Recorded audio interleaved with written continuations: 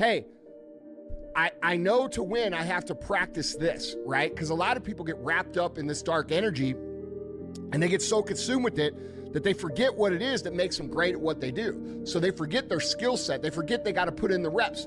You have to delineate. I'm taking energy from here and I'm going to do this productive action over here because it's moving me forward. You can't just pout and scream and kick your fists and say it's not fucking fair, because guess what?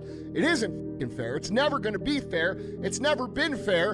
And you screaming and throwing a tantrum about it is irrelevant. No one cares.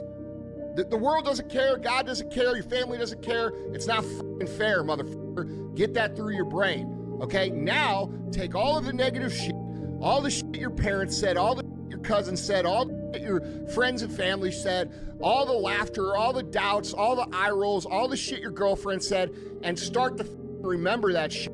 Don't memory hole it in some place and forget about it and say, oh, my trauma. No, say, hey, fuck you for not believing me. Now I'm gonna go out, I'm gonna use this energy to become so big, so successful, so powerful, so undeniable that when I walk in the room, you look at the fucking floor.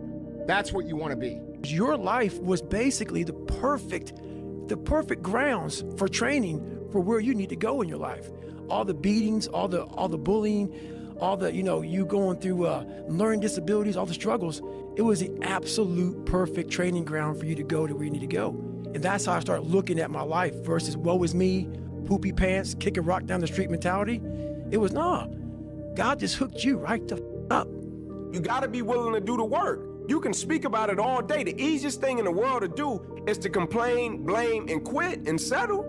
That's the easiest thing in the world to do. But it takes real work to deconstruct and to reconstruct the thought process and the mindset of an individual when they're trying to change something. That's why I always say to people, what's more important, what we acquire or who we become, right? What's more important, what we acquire or who we become?